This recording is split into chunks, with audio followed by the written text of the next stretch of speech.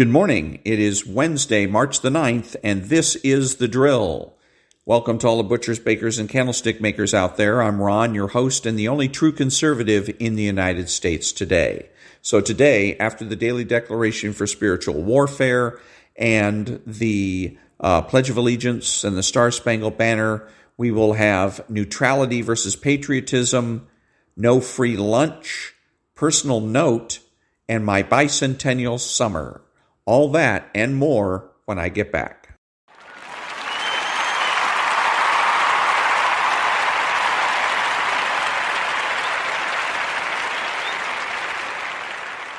Thank you. And now the Daily Declaration for Spiritual Warfare for March the 9th. You will command the enemy to leave your children alone. Don't ever doubt my power over the enemy who would pull your children into a stronghold of evil. I am able to deliver your children out of the hand of the enemy. Even if your sons and your daughters are taken prey, place your hope in me, and you will not be disappointed. I have given unto you the keys of my kingdom. Whatsoever you bind on earth will be bound in heaven. Whatsoever you loose on the earth will be loosed in heaven. Your children are a heritage from me, and the fruit of your womb is reward for faithfulness. Therefore I will hedge up their way with thorns and make a wall that the enemy cannot find their paths.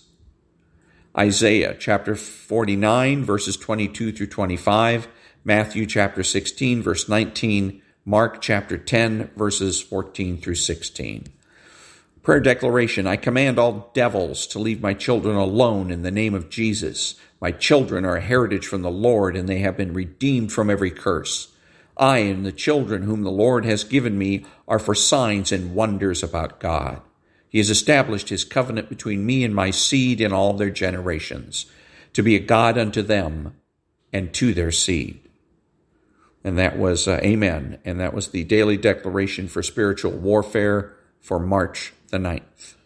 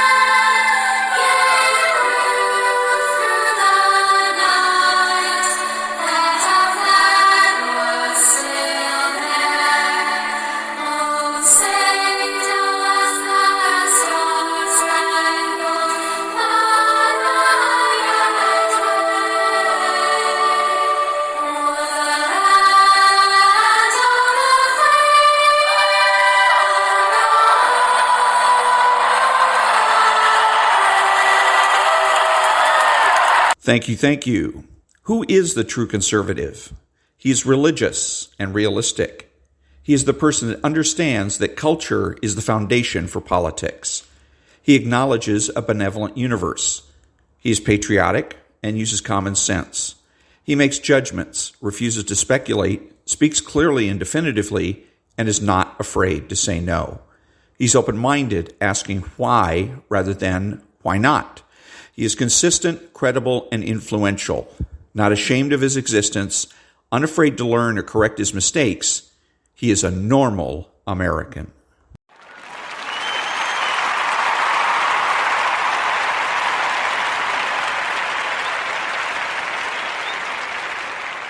Thank you, thank you.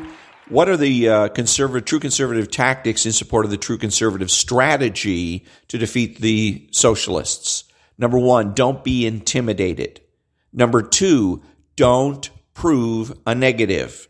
Number three, don't be neutral. And number four, don't take their word for it. Thank you, thank you. So what is the true conservative strategy for defeating the socialists politically in this country?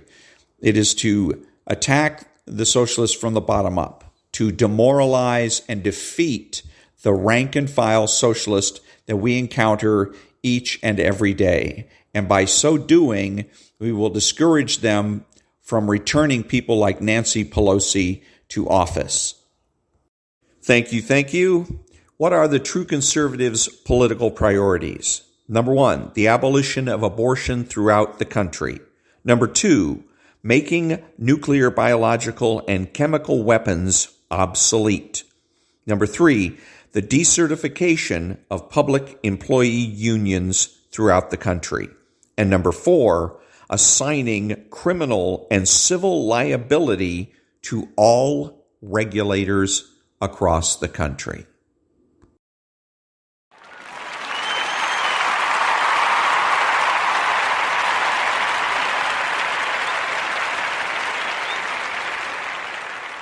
Thank you, thank you. One cannot be neutral and at the same time be a patriotic American citizen.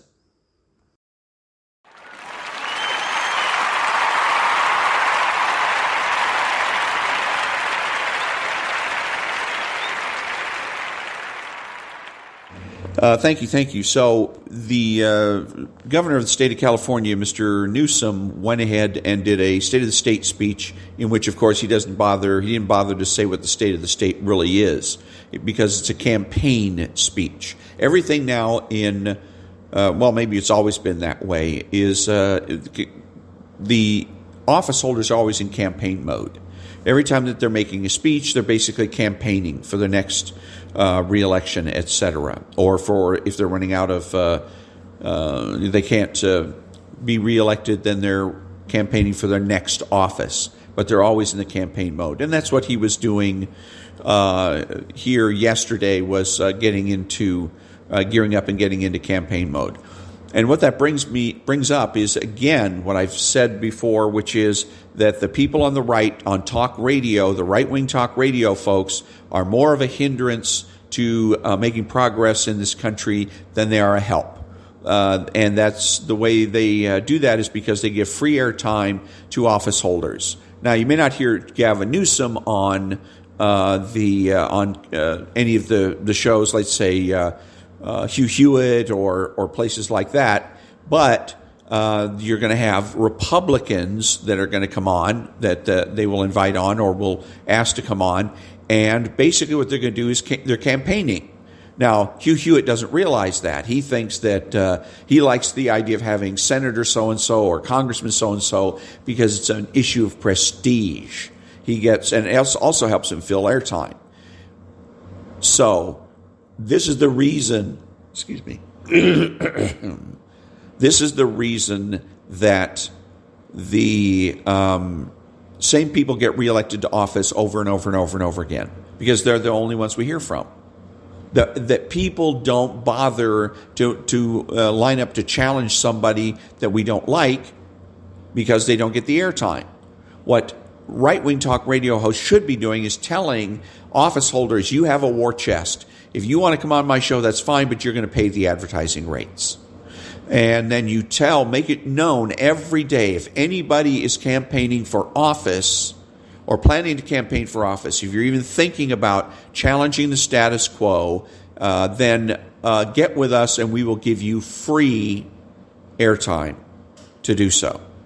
So that's the way to do it if you want to start on the road of actually having some sort of a realistic constitutional republic, instead of just the same old people in office election after election after election. In other words, the people on talk radio are the problem that they're complaining about. They're the barrier. They're the ones that are in the way and preventing new blood from coming into the party or coming into Washington or Sacramento.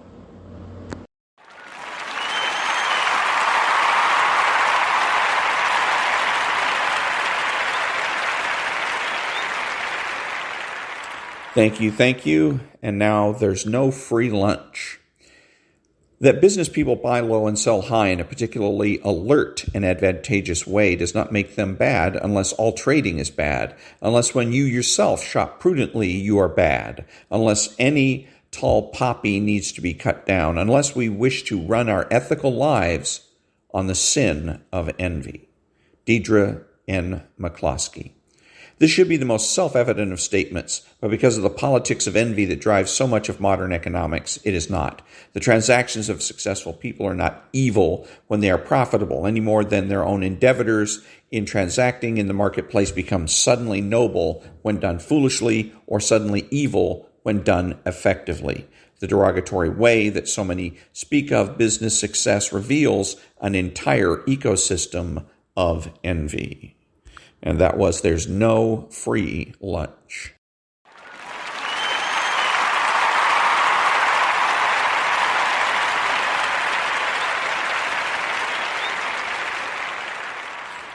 Thank you. And now, Government Against Itself, and it's about public employee unions, and we're in the first chapter, and the section that I've come across that I'm not going to read is called The Case for Public Sector Unions. And I'll explain more in detail why I'm not going to. I'm going to actually use the author's, because the author has a personal note that I'm going to read that'll kind of give you an idea of why I'm not going to read this particular section. But it goes on, it lists 7 areas in which he declares are advantages to having public employee unions. The problem with this is that public employee unions are a conflict of interest, period. It means that they're inherently corrupt and they have to go. That means they have no redeeming features. They have no redeeming values. Okay, so I'm going to go ahead now and read the personal note. And in his personal note, he explains that basically he has maybe a little bit of a conflict of interest himself when it comes at least to unions and maybe to public employee unions. Beyond this subject's obvious importance to the functioning of American government and the red-hot politics surrounding it, I became interested in it partly for personal reasons. I'm from a union family, and my workplace is unionized. My paternal grandfather, an immigrant from Sicily, was a member of the Steelworkers Union in Pittsburgh. My father was a member of a carpenters' local. As a professor at the City College of New York in the City University of New York system, one of the Empire State's 2 public university systems, I am required to pay representation fees to a union as a condition of employment. Such is the stipulation of an agency shop. One could see this story as the classic version of the Italian immigrant family narrative, from work in industry to the skilled trades to white-collar professional. Indeed, the difference between my experience and those of my father and grandfather are striking. Like professors elsewhere, I spend my time teaching classes, conducting research, and performing administrative service to the college, hardly back-breaking work. At the union hall I went to as a boy with my father, the focus was on bread-and-butter issues of capturing more of companies' profits in wages and benefits for carpenters, painters, and plumbers. Most of the members' highest education attainment was a high school degree. My grandfather had no formal schooling after age 10. My union, the Professional Staff Congress, PSC-CUNY, pays close attention to the state budget, not profit margins. Led by people with PhDs who are materially comfortable compared to workers in the old industrial unions, its union meetings are known to veer into debates about such things as American foreign policy in the Middle East. In addition, I see the consequences of unionization every day in the way that the university operates, because it is never wise to bite the hand that feeds you. I'll only say that the City University of New York has more rigidities in the management of its workforce than most institutions of higher education. Faculty and staff therefore devise ad hoc workarounds that bypass the formal procedures which often serve to decrease transparency and increase dysfunction. Personal relationships become the coin of the realm, which is paradoxically exactly what all the formalization of rules and procedures was designed to eliminate. Other people at the City College of New York and at other public workplaces see it too. Allow me one example. After seeing me on a television program discussing these issues, a female painter from the facilities department dropped by my office during her lunch break. She wanted to tell me about her experiences in CCNY employ. At first, I thought she was going to attack what I'd said the night before. This is, after all, New York City, a union town that's famous for its sharp elbows in political discussions. Yet, to the contrary, she was elated that someone on television had articulated what she had been feeling. She was even more astounded that I was on the CCNY faculty. In her late 40s, with a strong Queen's accent, dressed in a white t-shirt and white painter's pants, she was clearly a strong woman who had worked hard in a profession dominated by men. She told me that she'd been working at CCNY for about a year, mostly, she said, because of the attractive pension and health benefits. But she hated it. She couldn't believe how much time it took to do anything. She couldn't believe what people were paid for what little work, in her telling, that they did. Many were there in her account just to get the pension.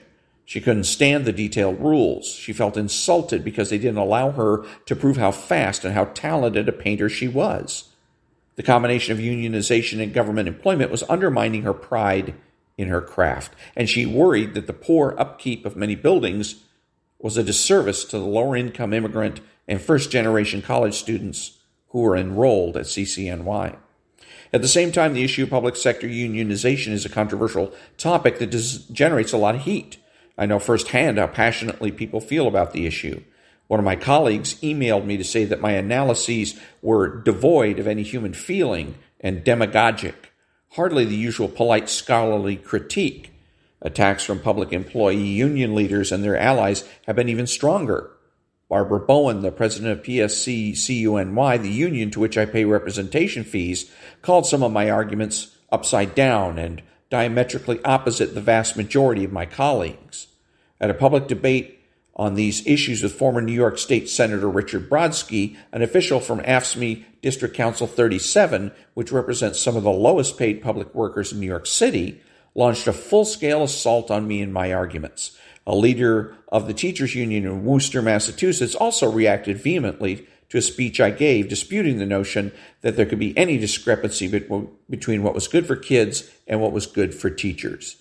New York City's civil service newspaper, the chief leader, ran an editorial trying to discredit me by calling me a neocon and ideological. In short, to write about the subject, especially taking what is a minority position in the Big Apple, one has to develop thick skin. Ultimately, I wrote this book to explain to family members, colleagues, friends, and engaged citizens that the values that underpin their support for unions in the private sector cannot easily be transposed to the public sector. In fact, these values often work at cross purposes for an active government that shields citizens from the ravages of the market and supports society's least fortunate. So, what he's really explaining here is that I was thinking about when I was reading this is that a fear. Because all the critiques that he got had nothing to do with, they weren't intellectual in nature. They didn't attack his logic. They didn't attack his reasoning in any way, shape, or form, his grammar, his rhetoric. No, it was all ad hominem attacks. They were all very desperate sounding, bitter, and it's, again, a thing that intimidating. That's the best way to put it. So it's going to be interesting as we read through this book to see whether or not, to see if he goes soft. In certain places in this book already, he has gone soft. So we'll see if that continues, that those people that he has surrounded himself with, family, friends, coworkers, etc., that are intimidating It can be. Here you got your grandfather, your father, they were union, and now you're going to write a book that might be slightly critical of unions. That's going to be, I guess, a tough thing for him to do. So, like I said, I expect that he's probably going to go pretty soft on this issue. I hope that he doesn't, but I'm not going to, I'm not going to, I hope that he doesn't, but I think that he probably will.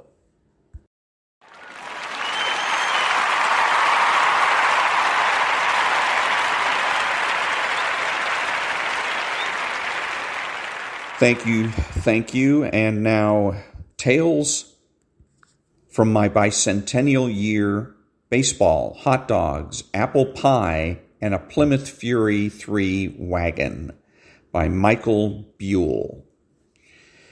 This is a story about growing up in a small town in the 1970s. It's told from the perspective of a young boy, my son Mike. I am sure that if this story had been told from the point of view of the parents, it would have a different outlook. Much the same can be said of life's moments. The child sees it one way, the parent another. It is our hope that the choices we made for our children help them make the right decisions in life. So far, they all seemed to turn out okay. All the best, Mom and Pops. Table of Contents. Introduction. Chapter 1, Who We Were. Chapter 2, Back to School. Chapter 3, Being Catholic. Chapter 4, Backyard Baseball, the Building of a Ballpark. Chapter 5, The Third Streeters. Chapter 6, Evel Knievel. Chapter 7, The World Series, Game 1 of the Fall Classic. Chapter 8, We Saw Boob. Chapter 9, The World Series, the deciding game of the Fall Classic. Chapter 10, Taking a Walk with Mom. Chapter 11, Uncle Albert's Apple Farm. Chapter 12, My First Mass, An Altar Boy's Hell. Chapter 13, Happy Halloween. Chapter 14, A Day at School with Mrs. Martin. Chapter 15, Meeting Mrs. Barber. Chapter 16, The Turkey Bowl. Chapter 17, The Gansevoort Mansion. Chapter 18, The Great Ice Storm. Chapter 19, Cicada. Chapter 20, Fire. Chapter 21, The Agony of Defeat. Chapter 22, An Easter Miracle. Chapter 23, Fort Wars. Chapter 24, Yankee Stadium. Chapter 25, The Great Memorial Day Trouble. Chapter 26, The Big Hole. Chapter 27, Frontier Town. And Chapter 28, The Bicentennial. Introduction. My son, Matthew, is the inspiration for this book. He was 10 years old when I started writing it. We were out in the backyard of our McMansion in the small village of Victor in upstate New York. He and his friends were swimming in the pool, playing Marco Polo and other assorted games. Not a care in the world, except maybe where their next snack was coming from. When they got out of the pool all shivering, the requests came in for popsicles. You see, I was known as the popsicle man in the neighborhood. Whenever any of the kids wanted something, I would bring out the bucket of popsicles. Mara, the girl from across the street, could not stop laughing. She was always giggling. When I asked her what was so funny, she turned her head across the street and pointed at her mom, who was bent over, butt facing us, picking weeds out of the flower beds, wearing orange sweatshorts, black socks, and sneakers. Mara said, "She looks like a fat lady bug," and started giggling again. And she was right. At this point, I started giving them all Indian names, which was a tradition where I grew up. I was raised in the Adirondacks, the home of James Fenimore Cooper. We had all read The Last of the Mohicans about 100 times. The bestowing of Indian names was, at the time I grew up, the honor of one Mr. Tidwell, who you will hear more about later. For now, in Victor, New York, I took the liberty of declaring myself the Indian name bestower.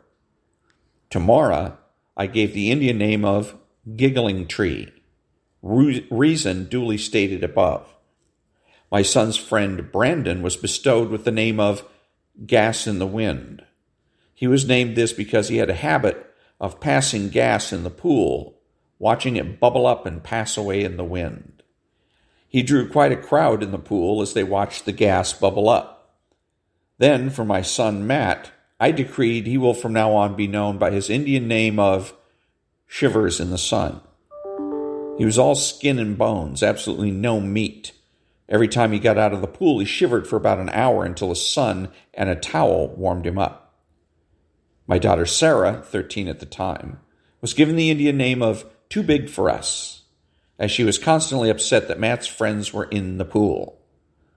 There were several others so bestowed with Indian names: Barks like a dog, runs from the dog, eats like a dog, and so on.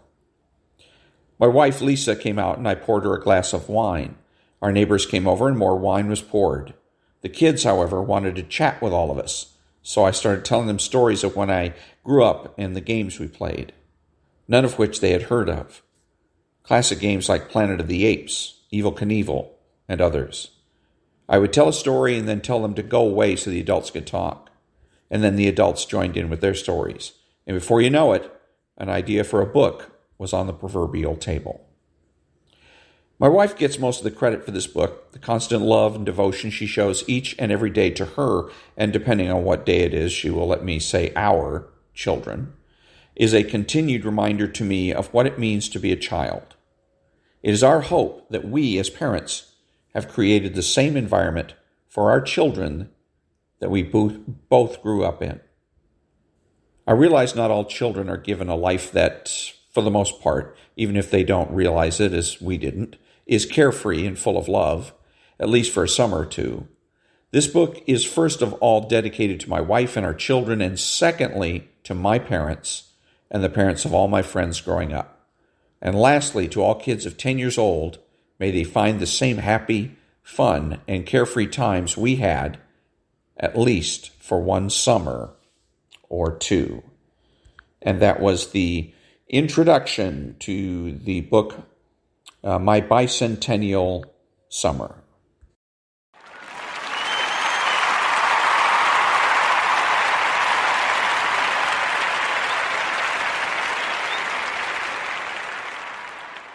Thank you. Who is the socialist? He is the man that is spiritual. He's the man that seeks consensus. He's subjective, petty, and small, taking everything in life personally. He's outrageous, boring, and rude. He pretends to be a leader and a change agent. He pretends that he's your friend. He is sly, cunning, and deceptive. He dresses, acts, and speaks like a slob. He is informal and terminally unique. He is childish and pretends that he knows nothing. He has no conscience and pretends that might makes right and that the ends justify the means. He is impulsive and rationalizes his behavior. He is deterministic, blaming others for his mistakes. He is skeptical, demanding that others solve his problems. His unreasonableness and irresponsibility make him a bad role model, bad father, brother, family member, friend, and a bad person, period. So if you think that you can be friends with a socialist, think again.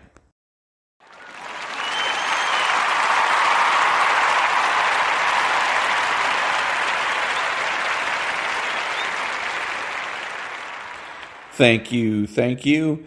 This is Ron, your host, the only true conservative in the United States today, bidding adios to all the butchers, bakers, and candlestick makers out there, and reminding you to tune in to the John and Ken Show, which is an excellent example of how true conservatives communicate. It's a radio show that's on KFI AM 640 from 2 o'clock in the afternoon to 6 o'clock in the evening, Monday through Friday.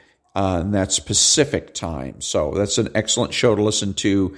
And other than that, until next time, Remember to be honest, to be smart, to be beautiful, and to remember that the left has no authority, no power, and they can't win.